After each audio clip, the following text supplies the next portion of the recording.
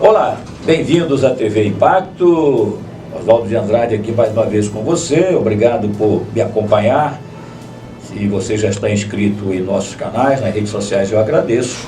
Se não está, sempre eu renovo aquele convite para você se inscrever e acompanhar aqui o nosso trabalho, que tem como objetivo levar a melhor informação. Enfim, pode também fazer seu comentário sobre os assuntos, temas que abordamos aqui, tem o espaço para você comentar.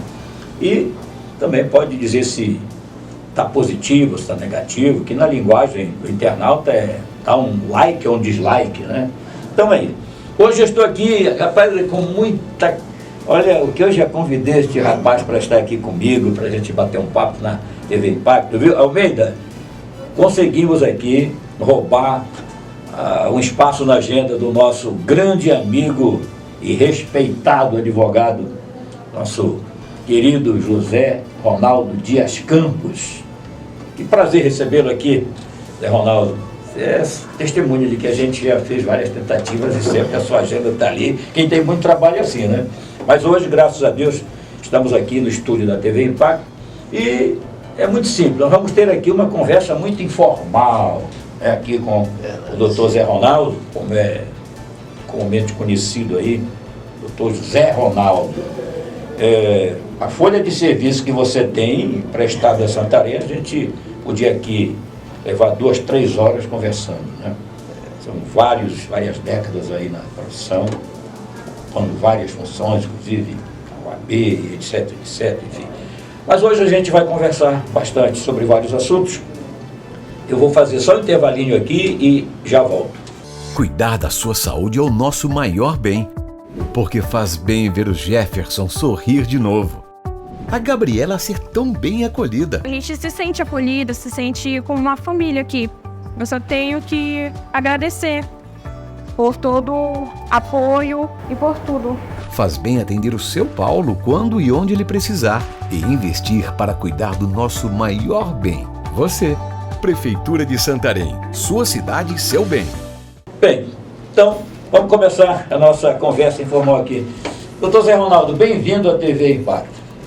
Oswaldo, em primeiro lugar quero agradecer o convite do TV Impacto. Eu confesso, Oswaldo, que eu não gosto de dar entrevista, eu me acho ruim.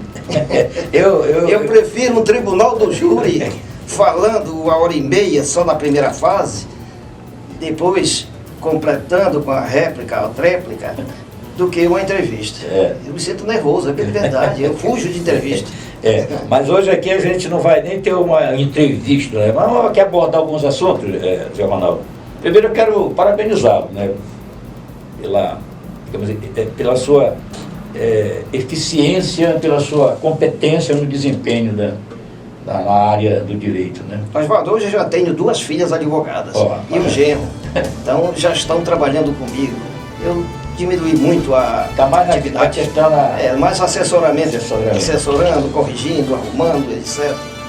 Nesse sentido. Só vou, às vezes, só pego causas atualmente quando o cidadão insiste, né? Eu quero você.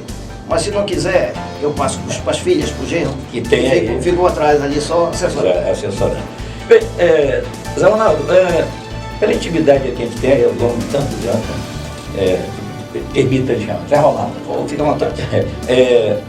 Vamos abordar diversos assuntos aqui. Vamos começar, ele está bem atual, é a questão, por exemplo, daquela fuga que teve recentemente lá em Mossoró, Rio Grande do Norte. Rio Grande do Norte, conseguiram fugir e até hoje não conseguiram capturá-los. E já envolveram aí 600 homens, tá? E não conseguem. Por quê? Oswaldo, eu fiquei surpreso com aquela situação.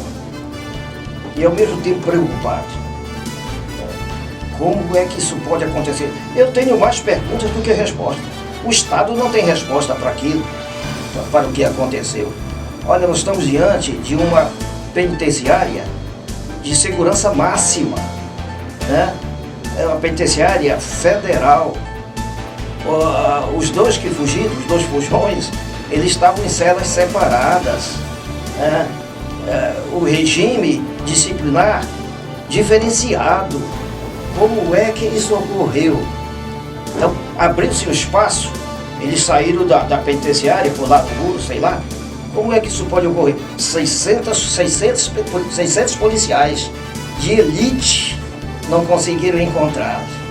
Então, onde esses dois, qual foi a interferência externa para garantir a fuga até hoje exitosa deles, né? É complicado. O que me leva a sugerir aqui, aí eu faço a minha manifestação, a minha preocupação, tomando como exemplo o caso da Marielle. Minha preocupação é a infiltração das organizações criminosas, das facções, nas atividades do poder. Olha o caso Marielle, depois de tanto tempo, federalizaram o procedimento apuratório, o inquérito, e hoje já se sabe, pelo menos em tese, quem são os autores intelectuais do crime, né? Dos crimes, foram dois. Então, a minha preocupação é a infiltração dessas facções no poder, nas atividades do poder. Eu sempre digo, atualmente, olha, nós temos 2 estados. O Estado de Direito, está lá na Constituição, o Estado dito de Direito, e o Estado marginal. O Estado comandado pelo crime, pelas facções criminosas, tomando o corpo e mostrando que tem poder perante o Estado. Isso aqui foi uma demonstração de poder. É verdade. É nesse sentido. Então, o que se tem hoje é mais perguntas, as respostas. Quem deve dar as respostas acertadas, corretas? O poder público, a segurança, o sistema de segurança nacional. E eles não dão resposta. E quem sou eu para dar resposta? Eu mostro aqui a minha preocupação.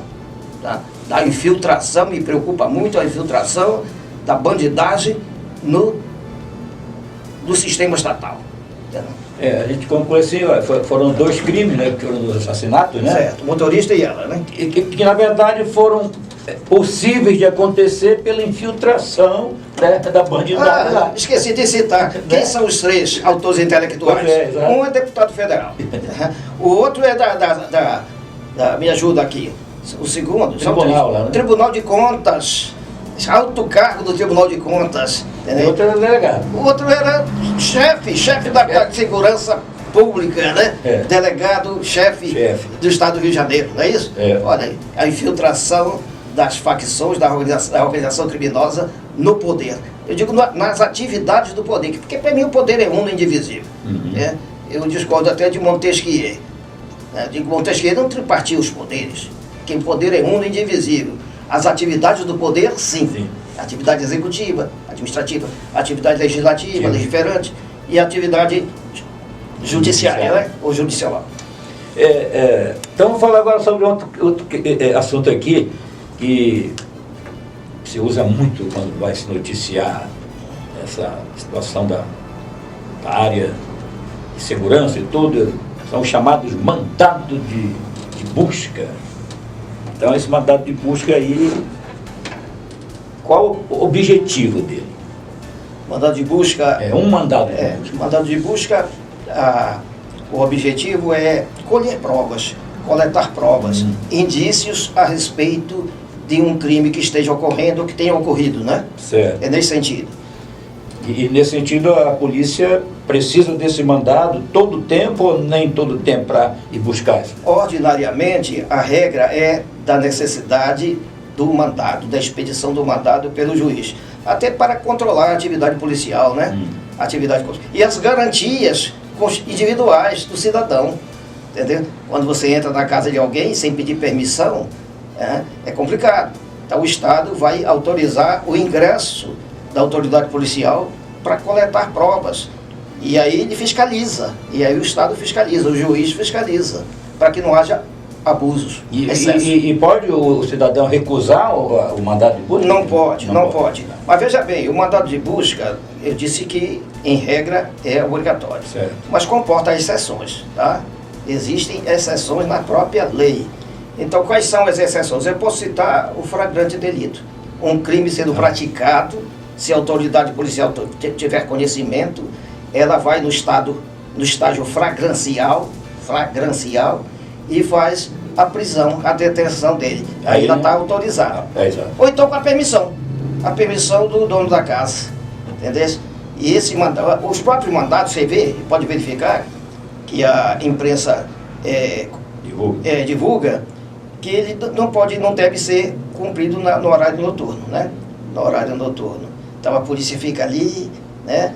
Até 6 horas da manhã. Como diria o meu amigo Ben, fica só na butuca. Fica na espreita, né?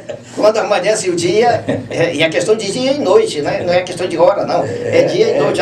Amanheceu, claro escuro, né? Claro escuro. Então, 6 horas da manhã, clareou. Vamos prender, vamos entrar, vamos fazer a busca, né? É nesse sentido. Imagina a questão de uma casa pegando fogo. Se o bombeiro fosse pedir autorização, imagine o marido ou o companheiro batendo na mulher, agredindo a mulher, os filhos. Esperar ainda amanhecer. Expedir um matado? já aconteceu o feminicídio, né? Já, exato. Mesmo outro assunto que no dia a dia é a questão ultimamente, a audiência de custódia. O que é realmente uma audiência de custódia? Eu acho que foi um avanço no direito penal, mais propriamente no direito processual penal, essa audiência de custódia. Porque ela permite imediatamente após a prisão. Aconteceu a prisão, é imediato, é logo após. Entendeu? A autoridade policial que fez a prisão, a detenção, tem que encaminhar o preso à autoridade judiciária, autoridade judicial, ao juiz. O juiz, ao analisar, ele vai verificar se a prisão ocorreu dentro da legalidade. Porque se não ocorreu, ele vai relaxar, ele vai revogar, vai relaxar a prisão, ele vai aplicar fiança, ele vai atribuir medidas alternativas de não segregação, mas ele controla a legalidade. Ele vai saber se o preso foi serviciado, se o preso foi agredido, né? E pergunta para o preso, você foi agredido? A prisão, ninguém lhe bateu? Não, ninguém lhe bateu, ninguém me bateu. Vai escutar o preso e, se for o caso, continua segregado. Se não for, ele determina a liberdade provisória. A liberdade provisória é um contraposto da prisão processual. A autoridade e da liberdade provisória, às vezes a liberdade provisória concedida, ele estipula algumas medidas cautelares, tá? Medidas cautelares diversas, que não restringem a liberdade de locomoção. Olha, por exemplo, aconteceu um caso recente.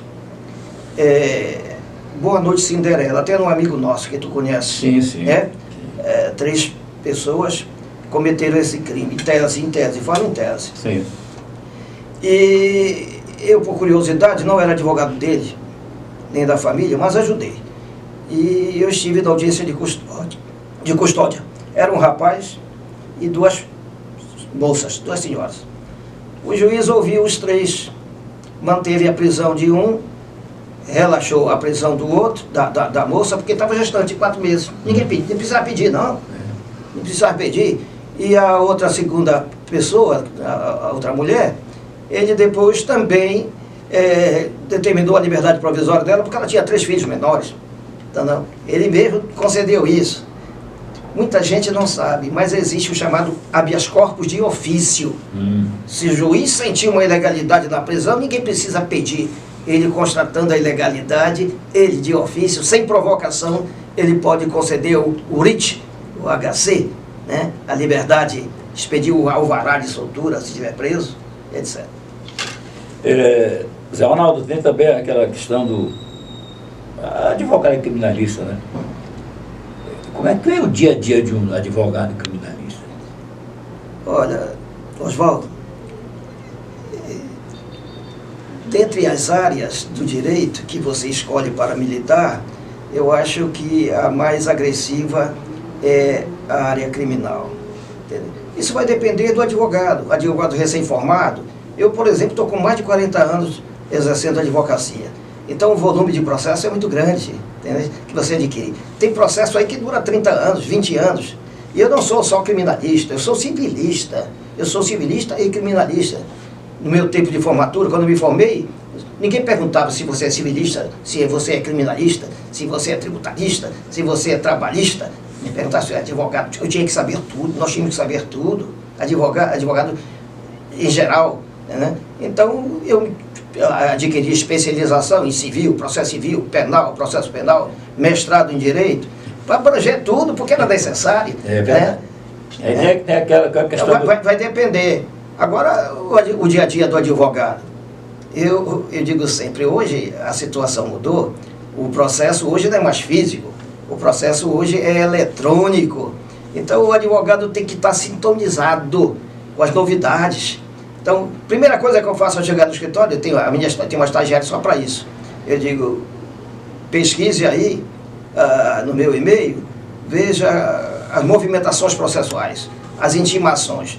Se você não estiver atento, você vai perder prazo.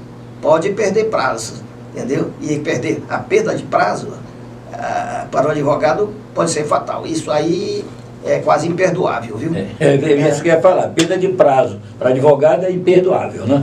E falando nisso, e no caso, por exemplo, se formou em Direito, ele precisa de uma formação, uma formação complementar para que ele comece a exercer? O advogado vai morrer estudando, vai morrer se aperfeiçoando, né? Aperfeiçoando, entendeu? Eu diria que é o ensino continuado. Existe uma enxurrada legislativa tão grande no nosso sistema do direito objetivo, que você precisa estar sempre, constantemente estudando. E não basta só estudar, acompanhar a legislação. Você precisa também estar atento às decisões dos tribunais, né? À jurisprudência, né? Porque elas são determinantes, elas examinam o direito vivo. É o direito vivo que está exposto na jurisprudência atual e muda muito, ela evolui. Então, ao advogado, se especialize e continue estudando. Essa especialização é progressiva, não pare na especialização. Se puder, faça um mestrado. Se tiver condição, faça um doutorado. E a vida toda você vai estudar. Porque cada dia que você deixa de estudar, você passa a ser menos advogado. Então, esse já serviu, viu, Evandro? Esse já é o conselho do experiente advogado para aqueles que estão, não só os que estão já que concluíram o curso de Direito, mas aqueles que estão agora nos assistindo e de repente eu quero ser advogado. Então, o conselho já está dado, né? Estude e estude. Estude sempre. E como é que você avalia, às vezes, o envolvimento de um advogado que acaba participando? Assim como aconteceu o caso que nós citamos lá do Rio de Janeiro, que o chefe da segurança acabou se envolvendo. Infelizmente, como em todas as áreas, né, tem também o bom advogado e o que não é bom advogado. Exato.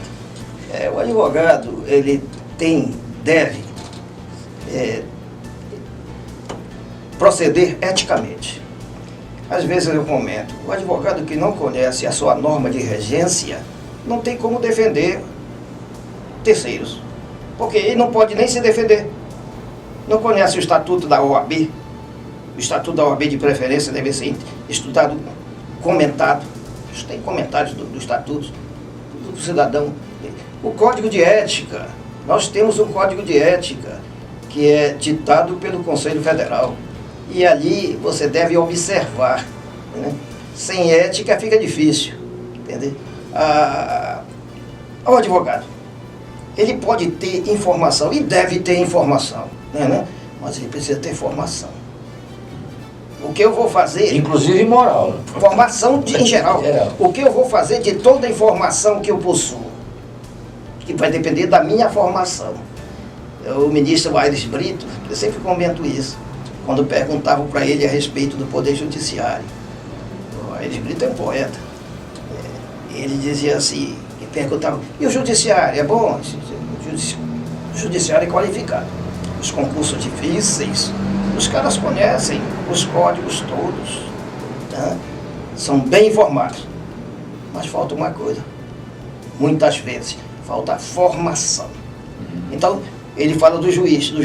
Eu diria, não só do juiz, de todos os agentes do direito, advogado, Ministério Público, auxiliares da Justiça, todos têm que ter formação humanística, saber que o seu trabalho é dirigido ao seu par. E sem formação humanística, o advogado é um zero à esquerda, entendeu? E ele concluiu, ele dizia assim, o juiz sem formação, a caneta dele vira um pé de cabra. que ele acaba com tudo, destrói. Não é juiz, não é só o juiz, o advogado também, o agente do Ministério Público também. Quem mais? Todos os auxiliares da justiça, porque a justiça não trabalha só com juiz, promotor e advogado. Tem os auxiliares, diretor de secretaria, o escrivão, o oficial de justiça, todos têm que ter essa formação. Saber que o destinatário da justiça é o povo. Exato. Antes de terminar, como é que você avalia a questão da OAB?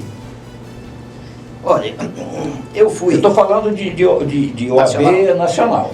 Eu exerci todos os cargos, bem dizer, na OAB. Eu exerci 3 mandatos em Santarém. Eu comecei muito novo da advocacia. Quando me formei, não quis saber de outra coisa. Retornei para Santarém. Aqui em Santarém, eu exerci 3 mandatos. Fui secretário tesoureiro, cheguei à presidência.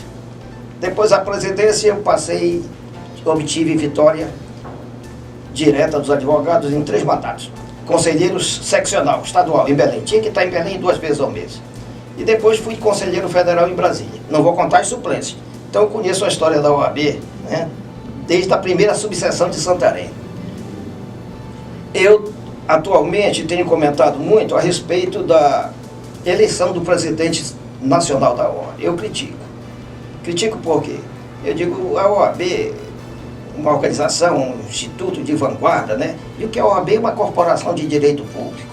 Entendeu? O advogado no seu ministério privado, ele exerce um munus público, porque ele é indispensável à administração da justiça. Basta ler o artigo 133 da Constituição Federal.